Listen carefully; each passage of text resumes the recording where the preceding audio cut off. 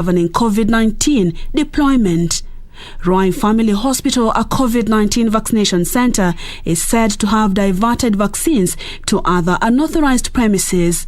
In a statement, KMPDC CEO Dr. Daniel Yumbia said the hospital also carried out the vaccination exercises in an uncontrolled environment, further directing that the facility close shop immediately.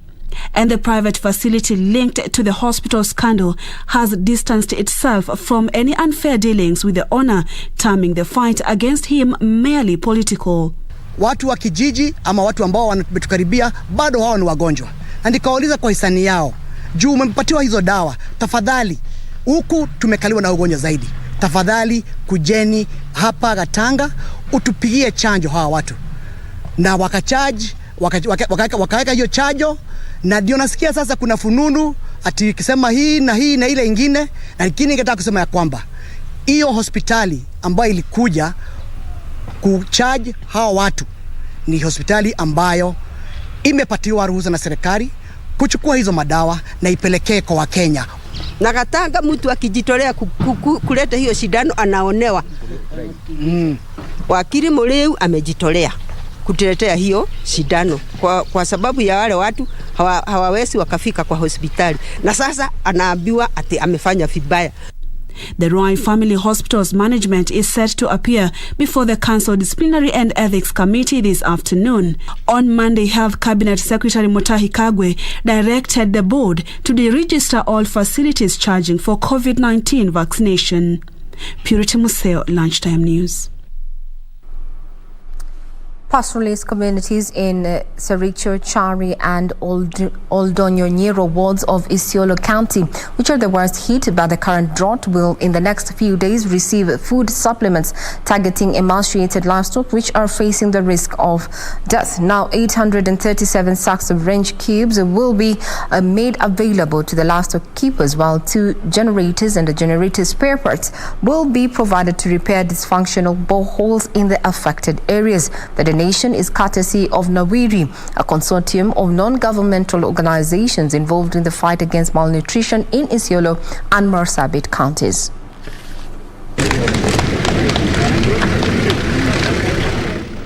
It is a sigh of relief to pastoralists in Sericho, Chari and Oldonyiro wards after an Isiolo-based organization donated 837 sacks of range cubes as well as 2 generators to rehabilitate dysfunctional boreholes in the affected areas. Isiolo County Governor Mohammed Kuti lauded the gesture, terming the intervention as timely. We also have fast-moving spare parts for generators that are pumping water for livestock and for people. As you know very well, around this time, water shortage is the main pain our people are going through, both for themselves, for drinking, and for their livestock. The region is facing severe drought, which is expected to worsen in the months of September and October. Very, very handy, and we really appreciate this support. We also appreciate the cooperation that has existed between the county government of Isiolo and Nawiri. County CEC in charge of agriculture, livestock and fisheries, Dr. Lawrence Mongela, said that the range cubes are highly in energy and protein content, advising livestock farmers to feed animals with the supplement as directed. Na nimesema hiyo ni asante, sababu pesa inaingia kwetu na pia hata nyasi imeingia ni yetu, badala ya kwenda kununua na pesa kwenda nje. Sisi range cubes ni 837 ambayo itasaidia familia kama hizo. We have identified 6 boreholes that will be supported through rehabilitation and getting some spares to ensure that there's a continuous flow of water for our livestock. Meanwhile, Governor Kuti directed the various non-governmental organizations operating in Isiolo County to put emphasis on projects that have a lasting impact on host communities instead of dwelling on temporary relief methods. Off to Narok, where Narok County Criminal Investigation Department has raised concern over increased cases of impersonation where members of the public are swindled of their hard-earned money. Subsequently, 3 men are in police custody, with another one already arraigned in court for allegedly defrauding unsuspecting members of the public through mobile phone money transactions. The County Criminal Investigation Department Officer Mwenda Ethaiba said a recent case involves a local bank where customers were conned a total of 12 million shillings after they gave their details through phone call. According to the police, the fraudsters who allegedly operate along Bomet-Narok border went underground after they realized that they were being sought. Tukaweza kushika mtu mmoja na tukampeleka kotini. Baadaye tukashika wengine watatu ambao bado tunachunguza tuone kama walikuwa wanahusika na huo wizi wa hizo pesa. Na kuna group ya watu ambaye bado tunawatafuta na wako area ya Mulot ya Narok, na kuna ile Mulot nyingine ya upande wa Bomet. He said investigations to arrest the fraudsters are at advanced stage, saying already 3 people have been arrested and charged with social engineering. So be on the lookout. Identity theft is very much rampant. Now on to matters education, where the Education Cabinet Secretary Professor George Magoha says school uniform is not mandatory for those reporting to Form 1. Professor Magoha said all Form 1 students must report to school and parents will not be spared for denying their children an opportunity to advance in life.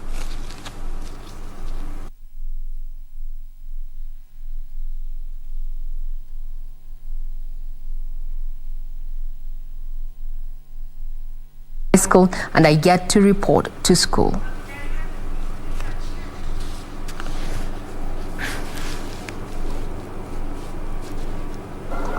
My charge to people who are still at home is that together with the provincial administration and the Nyumba Kumi and the sub-chiefs and the chiefs, can we take the children to the nearest day school? There is no fee that is required except for the uniform. And I'm going to go a step further to ask the teachers to accept the children without uniform so that we can deal with the uniform when they are at school.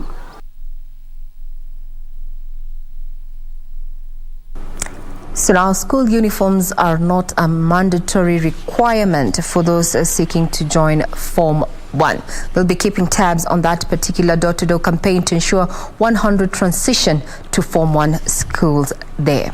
Now, parents, teachers and learners of troubled border of Marakwet East and Pokot Central have staged a demonstration condemning increased insecurity in the region, which they claim has paralyzed learning in over 5 schools within the area. The residents say they are unable to go about their normal activities for fear that the bandits may strike and want the government to beef up security in the region. Over the last 1 month, 5 people have died following renewed attacks at the border of Marakwet East and Pokot Central. The latest attack happened on Saturday at Sokoto area along the Lomut-Chesogon Road, where 3 people, among them a teacher, were gunned down by bandits. Sisi tumepeana mapunduki ndio tunawawa kama maumbwa sahihi, na hakuna mtu inastahili kuwawa. Imetukera sana na tuko hapa leo kuambia serikali kwamba tunalia kwa sababu mumeshindwa kiasi kutoa usalama kwa hawa wananchi. With tension still high in the area, learning has been paralyzed in several schools, among them Chesogon Primary School, Cheptulel Boys Secondary School, Cheptulel Primary, Apollo Primary and Cheptulel Girls Secondary School. Tunataka kuona kwamba wale walifanya kitendo ya juzi wamekamatwa, wametiwa mbaroni. Si jambo nzuri kwa sababu inachulikana, inatoka katikati ya jamii. Kwa nini mpaka saa hii hawajapatikana? Walimu yataenda shule na tumesema kweli kama wanatuvuta watuvute, kwa sababu afadhali mtu alime mboga kuliko kwenda shule. Kama ni kuwawa, kwa sababu watu wanangoja watu asubuhi, wanangoja watu saa 6. How will we know it is time? Led by teachers, learners and parents, the residents took to the streets over an increased insecurity in the region, saying they are unable to go about their normal activities due to roaming bandits. CS wa interior alitangaza kwamba kuna curfew area hii, jambo ambalo hatulioni kabisa. So masasa usiku ndio masaa ambao wajambazi wanatumia kutembelea watu manyumbani, kuua, kuiba tungetaka kabisa hii sheria iweze kutekelezwa vilivyo. Muko ulinzi mtatopatia, na kama hakuna ulinzi si mturudishia mapunduki yetu ile tulipeana, tujichunge naye. The protest coming as Pokot Central Deputy County Commissioner Simi Uwere assures residents of their safety, saying additional police had been deployed and more vigilance increased to curb the killings. Ben Chumba, Lunchtime News. Well, now the Parliamentary Select Committee on National Constituency Development Fund wants the government to approve and release funds allocated to the kitty in time to avert project delays. The committee at the same time called on the government to instill financial discipline on public fund utilization. Speaking while inspecting Kisii South Police Administration Complex at Suneka, members of the committee led by Kwanza legislator Ferdinand Wanyonyi lauded the National Constituency Development Fund, saying its impact on the ground was visible through tangible projects. As an oversight, we want to see that the projects are being accomplished because CDF funded projects countrywide are the most important that you can see around. The MPs expressed their satisfaction on projects' implementation and accountability for the money received. CDF is a very critical fund. The fund that actually reaches the common mwananchi. We have various funds in this country.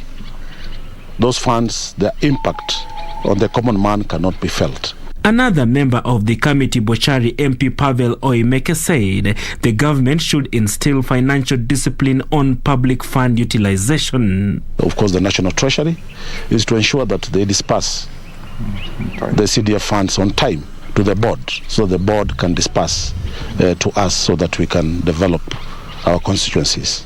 CDF is the only fund in the whole country. I don't know about Kisii, but I can tell you that you can see projects in schools. You take it very seriously. Of course, administration is also administration, yeah, and of course other infrastructures that you see around.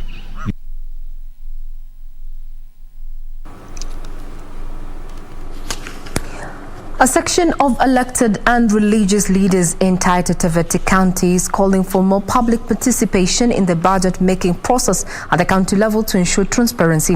This is as the Taita Taveta County Assembly is considering amending the law on public participation to clarify the quorum needed to hold a citizen engagement forum.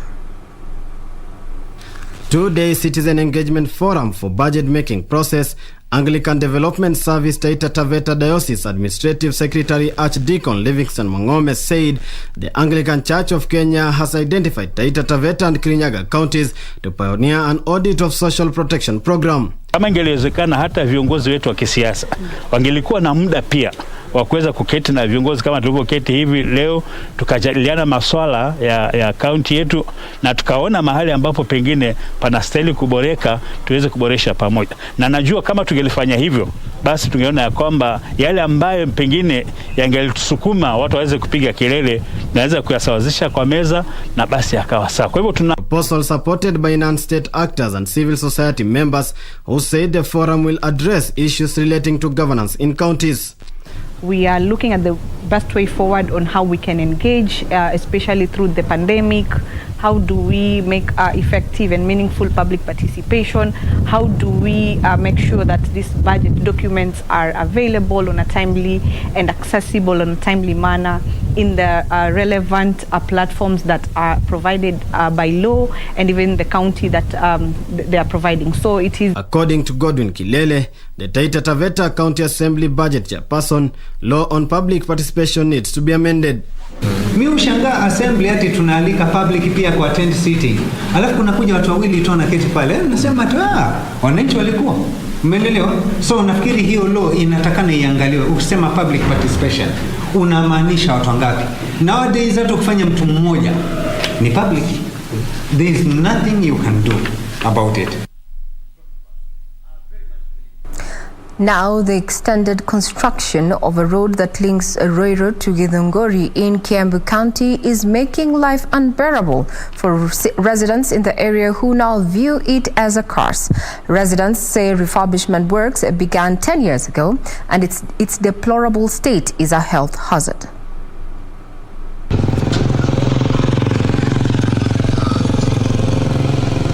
Construction of the road from Ruiru to Githunguri Road has been going on for a decade. The poor state of the road, coupled with the dust, is literally giving residents here restless days and sleepless nights. Ngere Moshai, a resident of Kanjai in Githunguri, says they have gone to nearly all relevant offices to get help on the completion of the road to no avail. Barabara imetukera sana. Tumekerwa na hii vumbi unaiona hapa, imekuwa too much.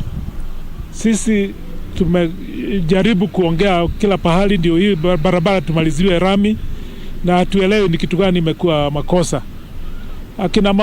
Akina bibi zetu na watoto wetu, watu wamekuwa wagonjwa juu ya hii vumbi. For Jen Siamanda Kairu, her home is always covered by a cloud of dust, a situation that leaves her family exposed to health hazards. Shida ni vumbi. Saa hii hata hatufui manguo kwa sababu hata hakuna haja ya kufua nguo.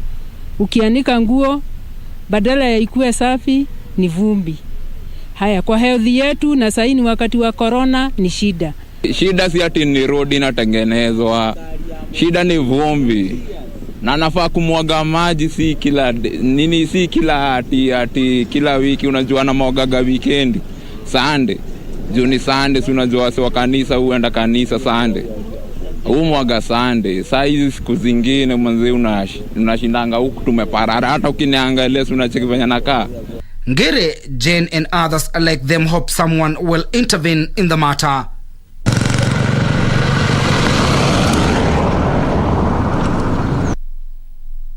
Well, on that note, we take a quick break, but we'll be right back with more of what is making headlines, including matters, business and sports. Do not go away. We'll be right back.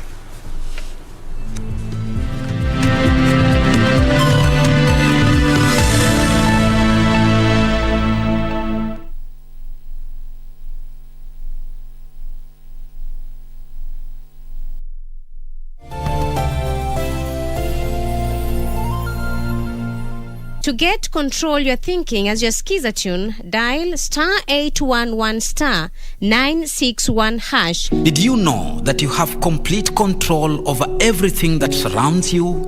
Yes, fully control over all that comes out of the seas, the earth, and the universe. That control is your thinking. Good thoughts bear good fruits, but bad thoughts will always bear bad fruits.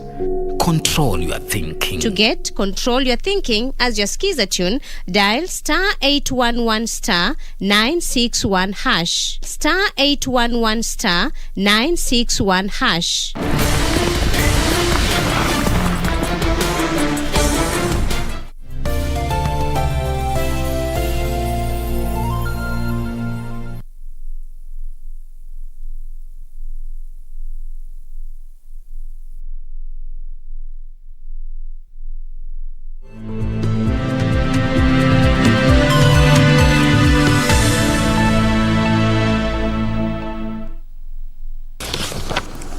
Good afternoon. You're watching the Lunchtime News right here on KBC Channel 1. I'm Regina, Manyara. Now, Kajiado town residents are set to reap big from a 600 million shillings facelift aimed at elevating the county headquarters into a municipality. Already, Kenya Urban Roads Authority has constructed 10 kilometers feeder roads within the town and residential estates. Tumeweza kuwekewa lami sababu lami inatusaidia wakati wa mvua. Sasa kuna matope, unaona barabara iko smooth, iko sawa. Sasa maisha mbele hapa ilikuwa mbaya sababu ulikuwa unabeba customer unamwangusha juu ya barabara ni mbaya. Sasa tumewekewa lami iko sawa na tunafurahia. Barabara yetu tunaona barabara si mbaya vile. Naona kazi inaendelea vizuri. vizuri. Tatunua kibiashara vizuri. This is the joy of the few among the many residents of Kajiado County and Ngong towns, which were recently upgraded to municipalities, while Kitengela town is on the waiting list. Kajiado Governor Joseph Ole Lenku, who inspected various projects, faulted local leaders who initially were opposed to the town being elevated into a municipality. This thanks to our collaboration with the World Bank, with the national government and the input of the county government. And so in Kajiado town alone, we have been able, in partnership with the national government, to do 10 roads up to bitumen standards. Several roads are complete, with some at an advanced stage, restoring hopes of the possibility of a 24 hours economy. The county government has also allocated funds for refurbishment of the Kajiado Stadium to complete the facelift. Governor Ole Lenku urged residents and investors to seize the business opportunities available. We are also just by the side of our Kajiado Stadium that is being built to AstroTurf standards, international standards of our playing ground, and for track events as well. And we envisage below a month that will be ready. At the same time, the World Bank is funding another project to construct an information and communication technology-enabled public square. The new park, occupying 3 acres, previously used by traders as an open-air market, is designed to have 2 more public amenities.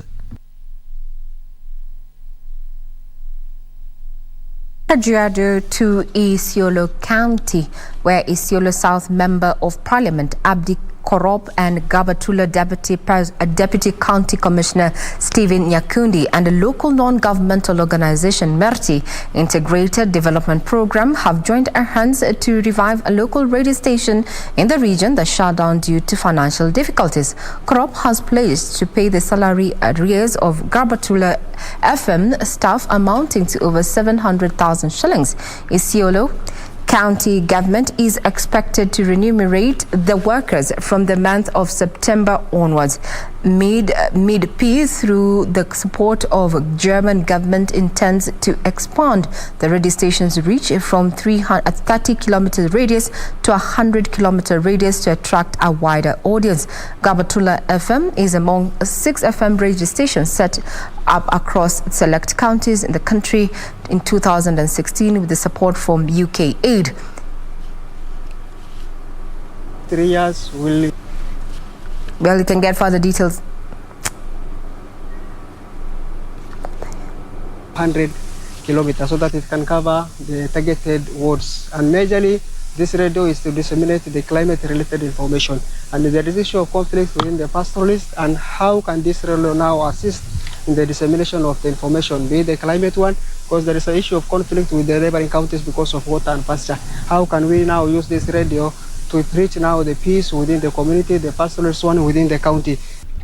Kwa hivyo nahimiza serikali ya county government ya Isiolo ikiongozwa na Governor Dr. Mohamed Abdi Kuti waweze kuchukua jukumu ya kulipa mshahara ya hawa wafanyikazi kuanzia mwezi wa 9. Manake wana uwezo na wanaweza kufanya hivyo. Mimi nimechukua ahadi moja. Ile back salary ya paka ya mwezi wa hii tuko ndani ya 8 nitalipa.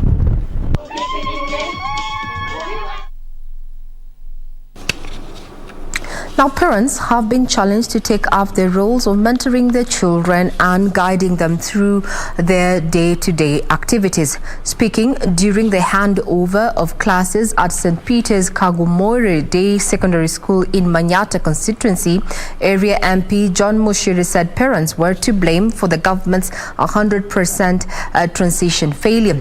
ACK Diocese Embu Bishop David Mureithi, who graced the occasion, urged learners to stop seeking employment before completion of their studies.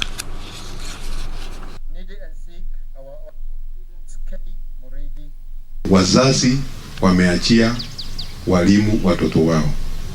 And I would like to talk as a leader and also as a parent. Ni vizuri wazazi watoto yetu tuwachukulie ni watoto yetu, na tusione wanatuchokesha. Tutajaribu tuwezavyo, tuone vile tutasaidia watoto yetu wasipotelee chini. Wakati tunakumbushwa ya kwamba ni lazima tuwapeleke watoto shule na wasome, wale ambao walimaliza mambo ya darasa la 8 si ni lazima waendelee na masomo. Hawajafika kiwango ya kufanya kazi bado kiasi. Serikali ya Kenya imekuwa inatuhimiza ya kwamba tuwe na 100% transition ili watoto wetu wapate kupata nafasi ya kupata maarifa. Kwa hivyo nyinyi mkimaliza class 8 msifanye nini?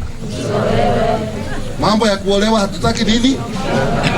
Hatutaki sasa. Kwanza umalize nini?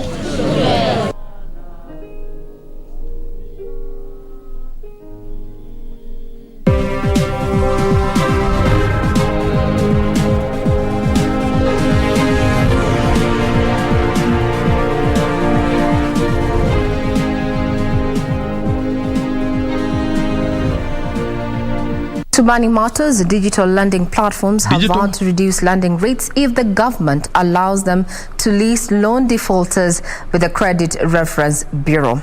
Now, this is according to the latest survey by Re-Analytics that also indicates that data privacy is a list of worries for borrowers who are mostly concerned about efficiency of disbursement and cost of the loans. Digital lenders have been voicing concerns since the central bank announced a policy directive denying them the right to list loan defaulters with the credit reference bureaus. While announcing the decision, the central bank voiced concern that the digital lenders were using cruel methods to recover cash from borrowers. Digital lenders, however, insist listing loan defaulters with the credit reference bureaus would de-risk loans and reduce the cost of loans. Denying these digital lenders access to this platform to get more information on the borrowers makes that product more risky. The resultant effect of this was that those who did take on loans suffered a higher risk premium, which then translated into higher interest and fees that they were charged. This, as a survey by Real Analytics on digital lending, shows that most borrowers are less concerned with their data privacy when borrowing, though a growing number of customers are concerned about threats by digital lenders when collecting their loans. That they are keen to have their privacy protected, but it was not a big issue. In terms of ranking of the issues, it was one of the lower issues. The survey shows that most digital lending customers were aged between 30 and 38 years and also constituted the largest percentage of defaulters. Customers aged 35 years and above borrowed money to invest in business, while those below 35 years borrowed for personal use. Now again, you must look at it between different age groups. So amongst the youth, it was immediate needs. Amongst the over 35s, it was mostly business needs. Women were the most likely to service their loans as compared to males, who also use multiple digital lending platforms. Benson Rioba reporting for Lunchtime News. Onto the African continent, where now South Africans are able to travel to the UAE provided they are fully vaccinated with one of the COVID-19 vaccines approved by the World Health Organization. Well, here are the details of this and other stories from across the African continent. The United Arab Emirates has begun processing tourist visas for fully vaccinated South Africans, dropping the outright travel ban which was first imposed in January. South Africans are now able to travel to the UAE provided they are fully vaccinated with one of the COVID-19 vaccines approved by the World Health Organization. The UAE initially banned travel from South Africa following the detection of the Beta variant, which led to the heightened global restrictions. The UAE's ban on South African travelers has been extended several times throughout the year, with earlier reprieves being swiftly rescinded. Elsewhere, the Central Bank of Nigeria has announced the launch of Bitink, a global fintech firm, as the technical partner for its digital currency dubbed e-Naira. The firm is set to start operations before the end of this year. According to the Central Bank, the virtual currency will also ensure monetary policy effectiveness, payment systems efficiency, and tax collection. Given the significant explosion in digital payments and the rise in the digital economy, the CBN's decision follows an unmistakable global trend in which over 85% of central banks are now considering adopting digital currencies in their countries. Finally, Egypt is ramping up production of the Sinovac coronavirus vaccine as it aims to become a hub for vaccine exports to Africa and protect its own population of more than 100 million from a fourth wave of infections. The new facilities could produce several million vaccines doses daily. Currently, 1 million doses of the Vaxera Sinovac jab have already been distributed within Egypt, with nearly 7.5 million people in the country receiving at least one dose of a vaccine. In recent months, Egypt has also received shipments of vaccines made by Sinopharm, AstraZeneca, Sputnik, Sinovac and Johnson & Johnson. Reporting for Lunchtime News, my name is Hibar Sarid.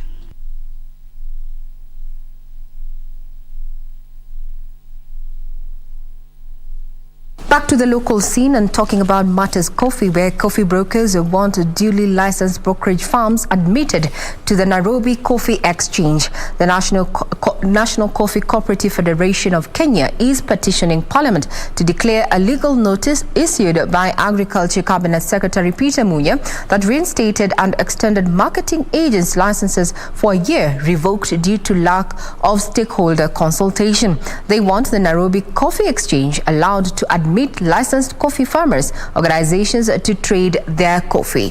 Well, you'll be getting subsequent details in regard to that particular story in our subsequent bulletins at 7 o'clock and 9 p.m. Now we speak matter sports, where Chelsea have signed midfielder Saul Niguez on a loan for the season from Atletico Madrid as Cristiano Ronaldo completed his move back to Manchester United on transfer deadline day. Meanwhile, in Spain, La Liga champions Atletico Madrid have re-signed toward Antoine Griezmann from Barcelona on a one-year loan deal. Signed Atletico Madrid and Spain midfielder Saul Niguez on loan with an option to buy. Saul will join Chelsea for an initial fee of 3.4 million euros, with the Blues having the option to make the deal permanent next summer.